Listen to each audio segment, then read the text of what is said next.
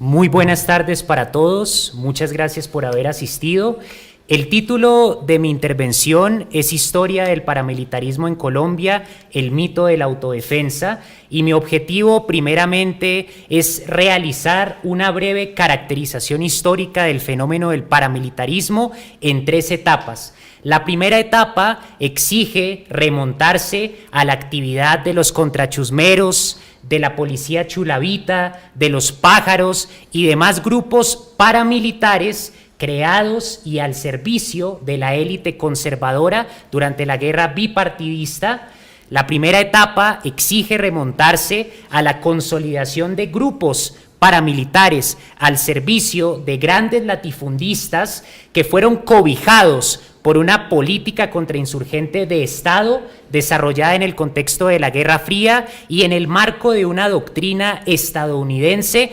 empeñada en evitar la propagación de las ideas de la Revolución Cubana y de la Unión Soviética en Latinoamérica. Un ejemplo de esta política de Estado de contrainsurgencia lo encontramos en el decreto 3398 de 1965 y en la ley 48 de 1968, ambas expedidas durante el gobierno del entonces presidente Guillermo León Valencia. En este decreto 3398 de 1965 y en esta ley 48 de 1968 se legaliza el paramilitarismo bajo la excusa de consolidar grupos de autodefensa que combatieran a las guerrillas en el campo, y es un antecedente jurídico directo de lo que más adelante en la década de los 90 se va a manifestar con el fenómeno de las convivir bajo el régimen de distintos políticos directamente asociados al paramilitarismo. Eso sería la primera etapa de esta reconstrucción histórica del fenómeno del paramilitarismo. La segunda etapa exige reflexionar sobre la relación entre el narcotráfico, el Estado y el capitalismo, y en esta segunda etapa vamos a partir de la formación del MAS, muerte a secuestradores en la década de los 80, pasando por el exterminio de la Unión Patriótica, fruto de los acuerdos de paz con el entonces presidente Belisario Betancur, pasando al empoderamiento de los hermanos Castaño y de Salvatore Mancuso en la década de los 90 y haciendo un ejercicio de memoria histórica en torno a las principales masacres cometidas por los paramilitares. La masacre de Segovia, la masacre del Salado, la masacre de Mapiripán, hasta llegar al escándalo de la parapolítica, el pacto de Santa Fe de Ralito y todo ese escándalo en torno a cómo el Congreso en su momento, más del 40% de los congresistas tenían relación directa con los grupos paramilitares. La tercera etapa, finalmente, de esta caracterización histórica del paramilitarismo supone pensar el paramilitarismo en la actualidad y hacer una crítica a cierta cortina mediática que obnubila, en el sentido de lo que Marx llamaba el fetichismo de la mercancía, obnubila la actividad de los grupos paramilitares actualmente, dándoles toda clase de nombres: el Clan del Golfo, los Urabeños, las Bacrim, las Águilas Negras, y generando una confusión que termina siendo un velo de malla y que oculta la actividad todavía política de estos grupos. Y por lo tanto, en esta tercera etapa se propone pensar el paramilitarismo en la actualidad en torno específicamente al exterminio sistemático de líderes sociales. El segundo objetivo de esta intervención es, a la luz de las estadísticas del conflicto armado que ofrece el Centro de Memoria Histórica, que podemos ver en pantalla. Son unas estadísticas de 1985 a 2012. Y en estas estadísticas, el Centro de Memoria Histórica le atribuye a los grupos paramilitares 8.903 asesinatos selectivos, a las guerrillas 3.899 asesinatos selectivos y a la fuerza pública 2.899 asesinatos selectivos. En cuanto a masacres, el Centro de Memoria Histórica le atribuye a los grupos paramilitares 1.166 masacres, a las guerrillas 343 masacres y a la fuerza pública 158 masacres. A la luz de esas estadísticas, considerando que los paramilitares son de lejos el grupo armado que más masacres y asesinatos selectivos ha cometido, como lo prueban las estadísticas del Centro de Memoria Histórica, y teniendo en cuenta que la magnitud real de la violencia paramilitar es mucho mayor de lo que se tiene registrado por el hecho de la sistematización del descuartizamiento, que cumplía dos funciones. Primero, a través del descuartizamiento de las víctimas, los grupos paramilitares buscaban infundir el terror en las poblaciones. Segundo, a través del descuartizamiento, los grupos paramilitares buscaban ocultar la evidencia forense después de cometer las masacres. Por lo tanto, gran cantidad de las víctimas de los grupos paramilitares, tanto en la época de la violencia bipartidista como de los paramilitares consolidados en la década de los 80 hasta la actualidad, fueron descuartizadas, sus restos arrojados a ríos o sepultados en fosas comunes que no se han descubierto. Por lo tanto, la magnitud real de la violencia paramilitar es mucho mayor de lo que se tiene registrado, pero ya con lo que se tiene registrado, más que triplican, como lo muestran las estadísticas del Centro de Memoria Histórica, más que triplican la cantidad de asesinatos selectivos y masacres cometidas por las guerrillas. Por lo tanto, el segundo objetivo de esta intervención es, a la luz de esa violencia paramilitar, criticar el mito de la autodefensa, porque tanto los ideólogos del paramilitarismo como algunos académicos, desafortunadamente, han ayudado a crear el mito de la autodefensa y han vendido la idea de que el paramilitarismo respondía a una acción de legítima defensa de parte de pobres ganaderos, de pobres terratenientes, agobiados por la violencia de las guerrillas. Pero a la luz de estas estadísticas y a la luz de una indagación histórica del modus operandi de los paramilitares, podemos ver que los paramilitares en ningún momento actuaron bajo legítima autodefensa, sino que el paramilitarismo es un fenómeno de clase, en el sentido en el que el paramilitarismo responde históricamente y en la actualidad a los intereses de la clase dominante, sean latifundistas, interesados en expropiar tierras y acumular capital bajo la forma de acumulación de tierras, sea intereses de narcotraficantes, sea intereses de la oligarquía política. El paramilitarismo históricamente siempre ha estado vinculado a los intereses de la clase dominante y su actividad militar se desarrolló no para la finalidad de combatir a las guerrillas directamente, sino para atacar sistemáticamente a la población civil. Por lo tanto, la actividad militar del paramilitarismo fue un ataque desmesurado a población civil indefensa que no tenía absolutamente nada que ver en el conflicto armado. Por lo tanto, se trata de desmitificar ese mito de la autodefensa. En ese orden de ideas, comenzando por la primera etapa en esta caracterización histórica del fenómeno del paramilitarismo, que propongo, la primera etapa exige contextualizarnos acerca de las tres amenazas que en su época la élite conservadora buscaba eliminar. Estas tres amenazas son las siguientes. Primero, el corporativismo liberal de López Pumarejo en la década de los 30, conocido con el nombre de la Revolución en Marcha. Segundo, el movimiento obrero y campesino, el movimiento obrero en las ciudades, que tenía una cierta afinidad con ideas marxistas y ya estaba comprometido en una conciencia política y en una lucha clara. Y tercero, posteriormente, la amenaza del gaitanismo. La élite conservadora, por lo tanto, quiere eliminar esas tres amenazas: el corporativismo liberal de López Pumarejo, el movimiento obrero en las ciudades, el movimiento campesino y posteriormente el gaitanismo. Para eliminar esas tres amenazas, la élite conservadora recurre a la formación de grupos de autodefensa, entre comillas, que fueron cobijados por distintas políticas institucionales. Se crean diversos grupos con la finalidad de combatir a las guerrillas en el campo, pero realmente el interés que cumplían de las clases dominantes era arrebatarle la tierra a los campesinos para que pasaran a propiedad privada de los latifundistas. Por lo tanto, en sus orígenes, los paramilitares están íntimamente vinculados a los intereses de clase del latifundio.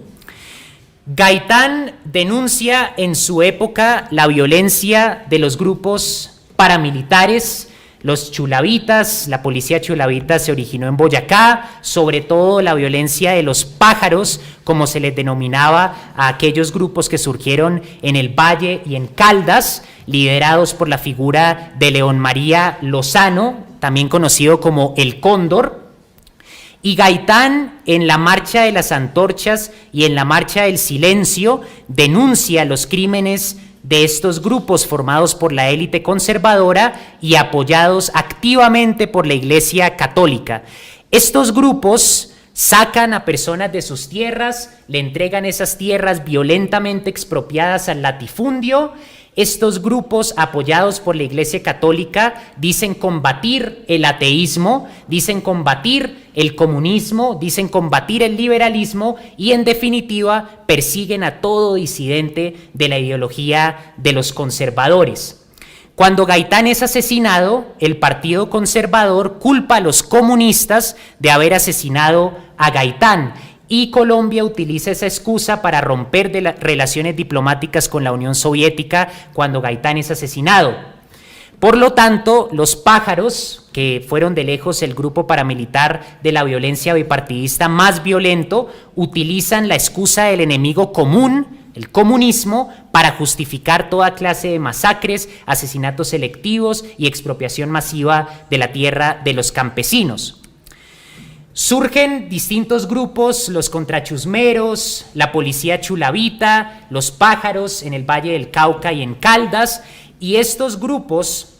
ya desde la década de los 50 del siglo pasado, comienzan a mostrar en su modus operandi una sistematización de tácticas de guerra de contrainsurgencia. Y un primer elemento importante a resaltar es la idea de que la contrainsurgencia es un eufemismo. La contrainsurgencia, dentro de la doctrina estadounidense para Latinoamérica, tiene la excusa de combatir el comunismo, de combatir las guerrillas, y es un eufemismo porque en el fondo lo que implica la táctica de contrainsurgencia es terrorismo indiscriminado a la población civil. Las tácticas de descuartizamiento, de tortura, desmembramiento, desaparición, violaciones que utilizaron sistemáticamente los grupos paramilitares desde sus orígenes, desde las masacres que cometían los pájaros al servicio de la élite conservadora, cumplieron la función de infundir el terror en la población y la mayoría de las veces atacaban a población desarmada que ni siquiera tenía un papel activo en la lucha política. En el contexto de esta violencia encontramos ya el antecedente directo del modus operandi de los grupos paramilitares que se desarrollarían desde la década de los 80 hasta la actualidad. Y la idea importante es ver la contrainsurgencia como lo que es históricamente, una forma de terrorismo en la población civil. Las tácticas de descuartizamiento, desmembramiento y tortura que habitualmente se emplean dentro de esta política contrainsurgente tienen sus orígenes en las tácticas que empleaban los franceses en Argelia. Se calcula que en el genocidio de Argelia murieron más de 1 millón de personas y los franceses fueron los primeros en sistematizar ciertas tácticas de terrorismo en el contexto del conflicto en Argelia, y muchos veteranos franceses transmitieron esas tácticas de guerra a la Escuela de las Américas, y de la Escuela de las Américas a su vez se transmitieron esas tácticas a los militares latinoamericanos. Fueron ampliamente utilizadas en diversas dictaduras, la dictadura de Pinochet en Chile, en la dictadura de Videla en Argentina y desde luego acá en Colombia, tanto por la fuerza pública como por los grupos paramilitares. Me interesa resaltar en este periodo el caso del gobernador Nicolás Borrero Olano, que plantea la necesidad de generar un cuerpo privado de policía durante el conflicto de la guerra bipartidista, y reúne a varios ganaderos y agricultores del departamento proponiendo la formación de un cuerpo de policía. Este acontecimiento de la década de los 40 es importante porque va a marcar el antecedente del Pacto de Santa Fe de Ralito, que fue una reunión entre gobernadores, entre alcaldes y otros integrantes distinguidos de la institucionalidad y grandes jefes de los paramilitares, entre ellos Salvatore Mancuso, porque este acontecimiento marca el presagio de la formación de las Convivir y de otras alianzas entre el paramilitarismo y la institucionalidad que más adelante vamos a abordar cuando lleguemos al escándalo de la parapolítica. En el contexto de la violencia de los grupos paramilitares creados por la élite conservadora, sobresale por su violencia, por su liderazgo en la época, la figura del Cóndor. Su nombre era León María Lozano, y León María Lozano en 1948 evita que un grupo de liberales, supuestamente liberales, quemaran el colegio salesiano. Resulta que León María Lozano era un católico fanático y toma las armas, evita que se queme el colegio salesiano, y en 1948 hasta 1953 asume el liderazgo de los llamados pájaros. León María Lozano se vuelve famoso, pasa a la historia por la sevicia de los grupos que lideraba. En un debate en el Congreso, Gustavo Petro, a propósito de la violencia paramilitar, recuerda a los pájaros y le incrimina al Partido Conservador el no haber asumido responsabilidad histórica en la formación de estos grupos. Y Petro en este debate en el Congreso recuerda cómo se dieron episodios de violencia tan cruentos como que los integrantes de los pájaros, al no querer que los liberales tuviesen hijos, sacaban los fetos del vientre de las mujeres embarazadas y utilizaban bayonetas para descuartizar a las personas, quemaban las tierras y daban esas tierras a los latifundistas. Pero Petro dice que mientras los pájaros traficaban con cultivos de café que robaban, los paramilitares de la década de los 80 en adelante traficarían con cultivo de coca. Entonces el elemento a distinguir estos dos periodos del paramilitarismo es el narcotráfico. Los pájaros en la época de la violencia bipartidista tenían los mismos métodos de infundir el terror. La gran diferencia era que no se había consolidado el flujo de capital fruto de los negocios del narcotráfico en la época, pero las tácticas de violencia eran semejantes, por no decir iguales, a las que emplearían los Castaños, Salvatore Mancuso y los grupos paramilitares hasta la actualidad. Este personaje, León María Lozano,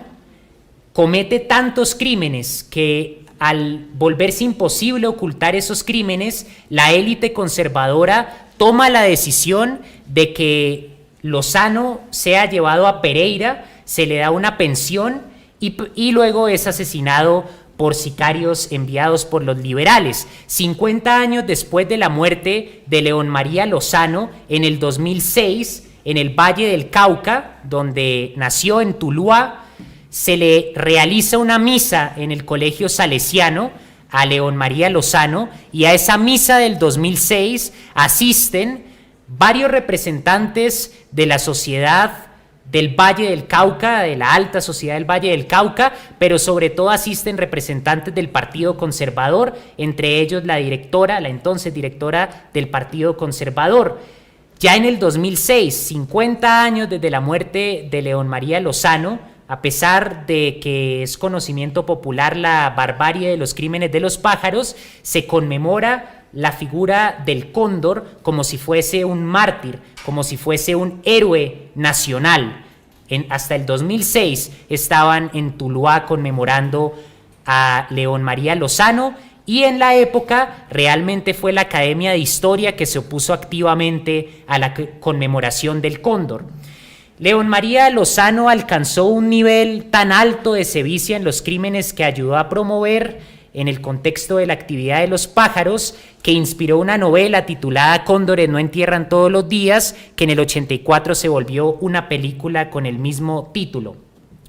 La figura de León María Lozano refleja la conjunción de los intereses de grandes latifundistas, de la Iglesia Católica y de la élite conservadora, para ir contextualizando desde una perspectiva de análisis de clase el fenómeno del paramilitarismo desde sus raíces históricas.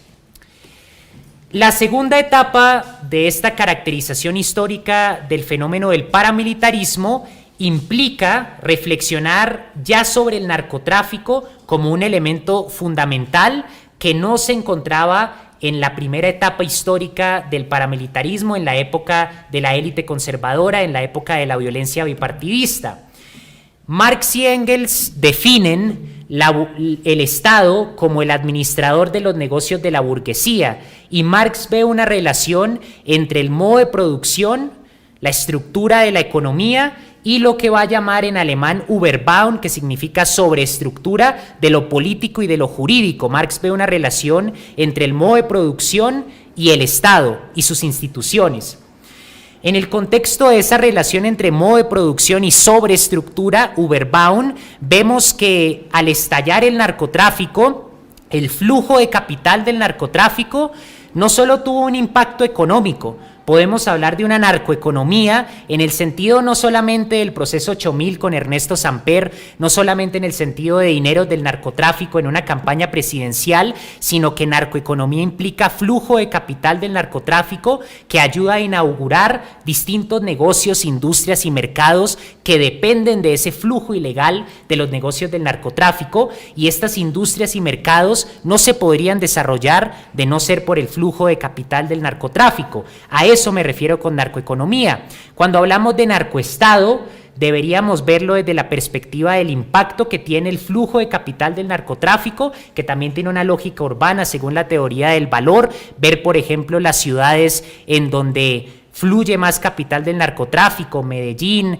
distintas ciudades que se vieron directamente y todavía en la actualidad involucradas en ese negocio del narcotráfico. Vemos cómo la infraestructura se ha desarrollado enormemente, pues la teoría del valor ayuda a explicar esa lógica urbana de flujo de capital que ayuda a explicar la infraestructura misma de las ciudades, y paralelamente a un desarrollo de la infraestructura viene un desarrollo de industrias y negocios. Los hermanos Orejuela en Cali,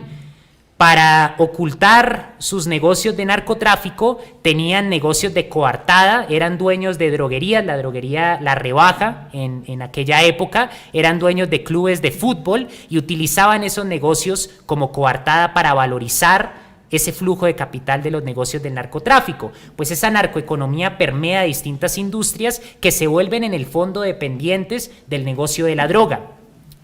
¿Por qué es importante el narcotráfico en esta segunda etapa? Porque en la década de los 80, cuando el M-19 secuestra a Marta Ochoa, los Ochoa, en compañía de integrantes del cartel de Medellín, forman el grupo MAS, Muerte a Secuestradores.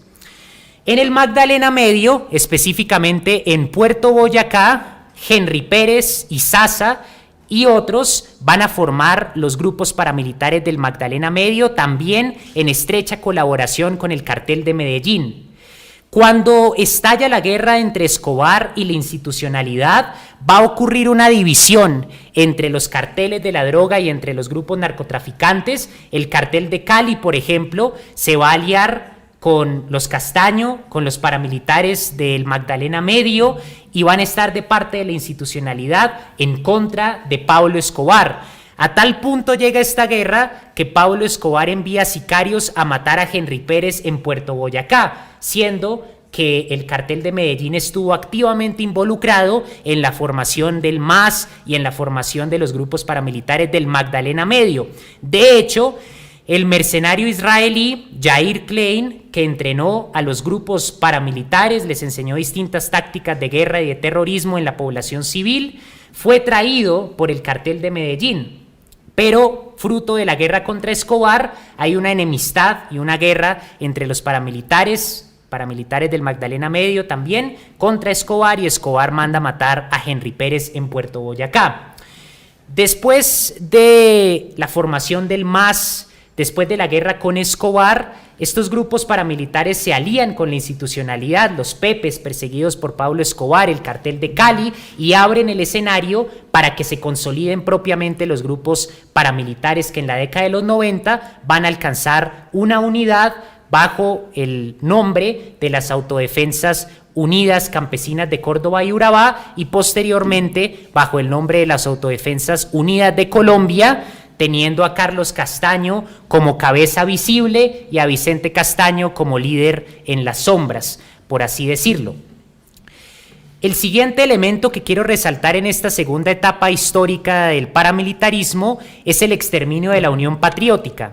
Fruto de los acuerdos de paz con el entonces presidente Belisario Betancur, en la década de los 80 se forma la Unión Patriótica. La Unión Patriótica tuvo dos candidatos a la presidencia, Jaime Pardo Leal y Bernardo Jaramillo. Ambos fueron asesinados por grupos paramilitares. 5.000 integrantes de la Unión Patriótica, se calcula, probablemente sean más víctimas, fueron asesinados por grupos paramilitares en estrecho vínculo con la fuerza pública y con distintos organismos de la institucionalidad del Estado. Fue una política abierta de exterminio contra un movimiento que alcanzó a tener alcaldes, diputados. Rita Tobón fue alcaldesa de Segovia y por ser alcaldesa de la Unión Patriótica fue objeto de un ataque paramilitar que llevaría a la masacre de Segovia, de la que voy a hablar más adelante. El exterminio de la Unión Patriótica es importante porque muestra la instrumentalización de los grupos paramilitares activamente en función de los intereses de la clase dominante.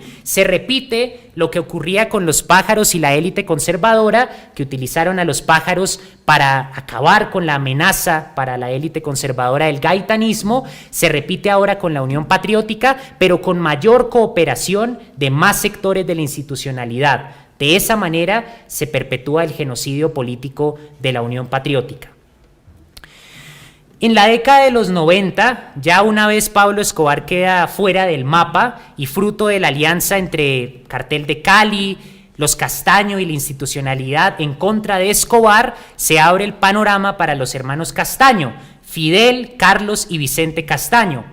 El padre de los hermanos Castaño, Jesús Castaño, es secuestrado por las FARC y es asesinado por ese grupo guerrillero, y los Castaño utilizan el asesinato de su padre como excusa para hablar de las causas que los llevaron a tomar las armas. Fidel Castaño era propietario de una finca que se llamaba Las Tangas, y en esa finca inicialmente reúne a un grupo de 30 mercenarios que se van a conocer como los tangueros, y este grupo mercenario comienza a infundir el terror en la región de Córdoba y Urabá. Su hermano Carlos Castaño, que alcanzó en su juventud a ser reclutado como sicario por Escobar, se une a este proyecto iniciado por Fidel y siembran el terror durante décadas, al punto de que de 1991 a 2006 se calcula que los hermanos Castaño se habían apropiado de 10.000 hectáreas de tierra, solamente los hermanos Castaño, 10.000 hectáreas de tierra del 91 a 2006.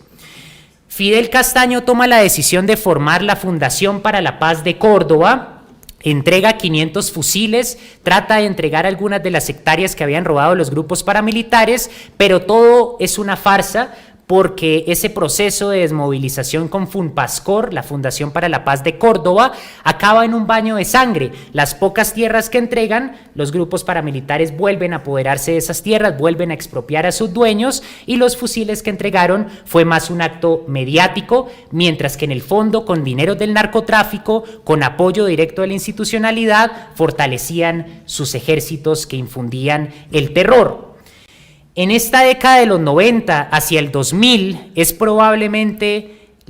donde surge la actividad paramilitar más violenta en términos de que se cometen las peores masacres que históricamente han afectado a nuestro país de parte de los grupos paramilitares. Se comete la masacre de Segovia. Fidel Castaño es contratado para masacrar a la población de Segovia con apoyo del batallón que en ese momento fue informado de la masacre de Segovia, en donde Rita Tobón, alcaldesa por la Unión Patriótica, había ganado las elecciones, y el batallón cooperó con los grupos paramilitares a tal punto que en varios testimonios posteriores, en donde Rita Tobón, que sobrevivió a la masacre, habla de lo que ocurrió en Segovia, y Rita Tobón nos cuenta que los batallones y la estación de policía ya sabían de antemano que los paramilitares iban a cometer la masacre en Segovia, a tal punto que dice Rita Tobón que los soldados comenzaron a hacer tiros a los muros del batallón, lo mismo los policías,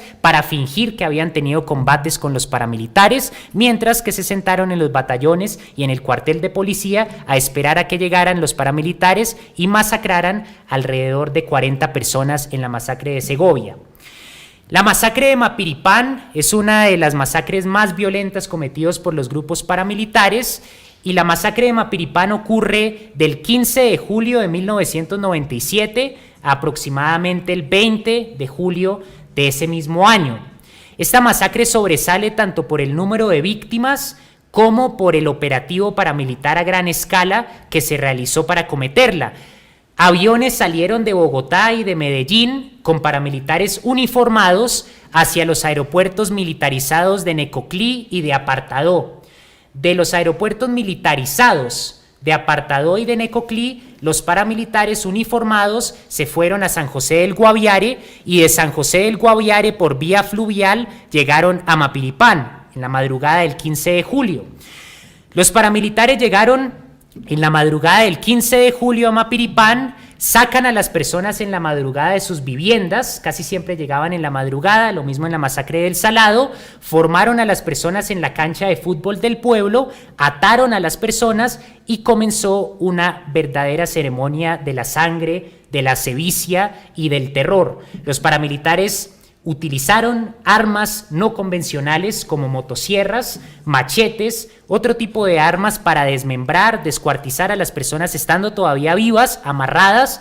y mataron, se calcula, a 49 campesinos en absoluta indefensión. Los acusaban naturalmente de ser informantes de la guerrilla o de ser guerrilleros directamente, pero lo cierto es que ninguna de las 49 víctimas de los paramilitares tenía absolutamente nada que ver, ni siquiera con un movimiento político. Eran campesinos que ni siquiera tenían actividad política y sin embargo fueron sometidos a una tortura verdaderamente inenarrable. El Centro de Memoria Histórica ha producido informes bastante detallados de cada una de las masacres. Por ejemplo, el informe de la masacre del Salado tiene 343 páginas y el Centro de Memoria Histórica en esas 343 páginas reconstruye paso a paso lo que ocurrió en el Salado, lo mismo con el informe de la masacre de Mapiripán.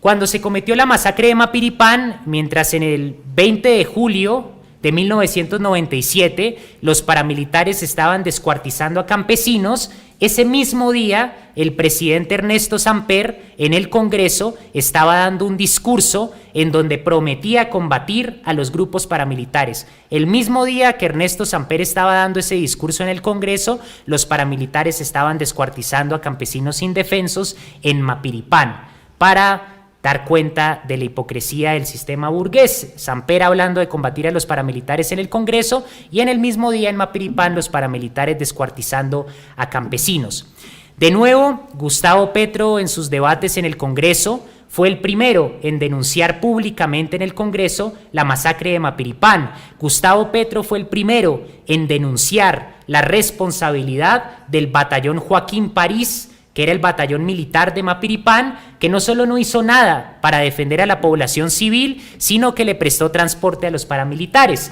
Los testigos dicen que los paramilitares llegaron por aviones, por camiones y por la vía fluvial, todos transportes facilitados por el ejército. Y Petro en su debate contra el paramilitarismo en 1997 denuncia directamente la responsabilidad del ejército en esa masacre. La otra masacre principal, son muchas, el Centro de Memoria Histórica reconoce 1166 de 1985 a 2012. La siguiente masacre es la masacre del Salado. Y en la masacre del Salado se mataron más de 60 civiles, 450 paramilitares, 450 llegaron al Salado, sacaron a las personas de sus viviendas en la madrugada, las hicieron formar de nuevo, las mujeres a un lado, los hombres a otro lado en la cancha de fútbol, y el Centro de Memoria Histórica entra en mucho detalle en esta masacre en particular por el nivel de sevicia y por el nivel de barbarie que se evidenció en esta masacre en su informe de más de 343 páginas, y una de las cosas que resalta el Centro de Memoria Histórica es que los paramilitares entraron a la Casa de la Cultura del Salado, sacaron instrumentos musicales y se pusieron a tocar vallenatos y a tocar otros instrumentos, celebrando, como decían las víctimas, mientras descuartizaban con motosierras a niños, mujeres y ancianos, llegando incluso a jugar fútbol con las cabezas de las víctimas. Hubo muchísimos casos de violación, muchísimos casos de desmembramiento y otros crímenes de lesa humanidad que eran parte del modus operandi de los paramilitares. Los paramilitares no cometían estos crímenes a la manera de actos aislados, a la manera de manzanas podridas, como luego querían hacerlo ver muchos de sus comandantes en sus testimonios, sino que los paramilitares utilizaron estas tácticas del terror de una forma sistemática. Era una política de la organización y era la forma en la que desarrollaban sus operativos militares, que nunca tuvieron la finalidad de combatir a las guerrillas directamente. Eso es un mito, y en la indagatoria del proceso de paz, distintos comandantes paramilitares dijeron, por ejemplo, que en la masacre del Salado fueron atacados por la población del Salado, lo cual es absolutamente falso, porque no hubo ni un solo combate. 450 paramilitares entraron y masacraron a una población indefensa. Una mujer en el Salado, que fue víctima de violación de parte de varios paramilitares, sobrevivió a la masacre y se convirtió en una líder social, pero en el 2019, es decir, 18 años después de la masacre, sigue denunciando amenazas de los grupos paramilitares. 19 años, casi 20 años después de la masacre, y esta mujer que fue víctima de una violación de los paramilitares en el Salado sigue denunciando amenazas para mostrar que, si bien la masacre del Salado pasó hace ya 20 años,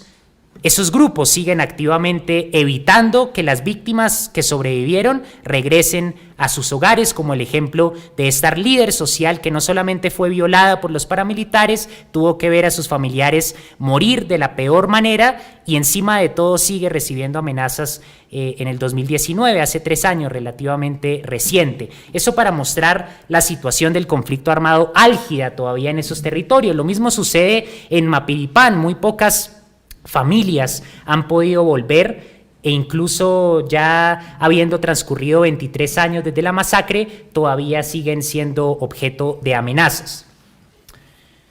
Pasando entonces de las masacres cometidas por los paramilitares de la década de los 90 al 2000, me detengo ahora en el fenómeno de la parapolítica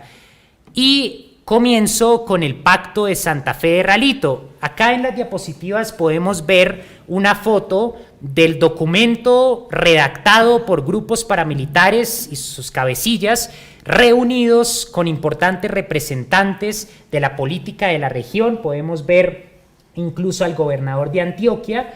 el gobernador de Sucre, firmando frente a las firmas de los comandantes paramilitares. Este acontecimiento del Pacto de Ralito es muy importante porque muestra la alianza de sectores de la institucionalidad con el paramilitarismo al punto de redactar un documento en donde, en palabras de Mancuso, se trataba de presentar el proyecto nacional de las Autodefensas Unidas de Colombia. Podemos ver, por ejemplo, a Jorge 40 y frente a la firma de Jorge 40, de José María López, está el gobernador de Córdoba, el gobernador de Sucre,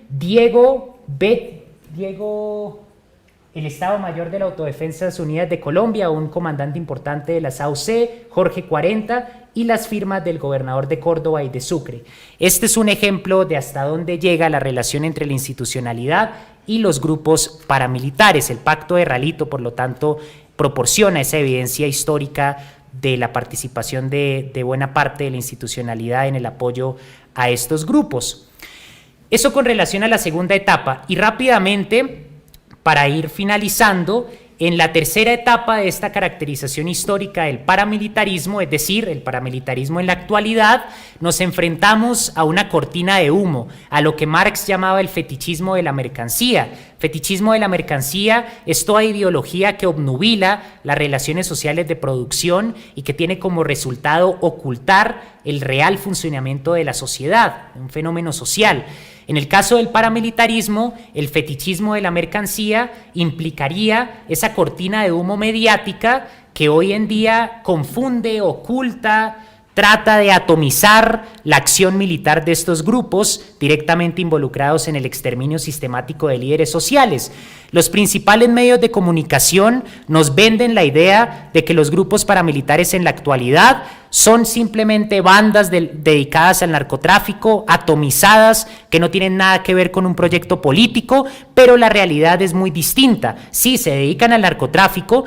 pero son movimientos que tienen un proyecto político, y ese proyecto político es un proyecto político de extrema derecha asociado a los intereses de clase de la oligarquía, como ocurría en sus orígenes históricos en el contexto de la violencia bipartidista. Por lo tanto, hay que hacer una indagación histórica sobre el origen del paramilitarismo, su desarrollo, para entender en la actualidad cómo operan estos grupos y combatir esa cortina mediática.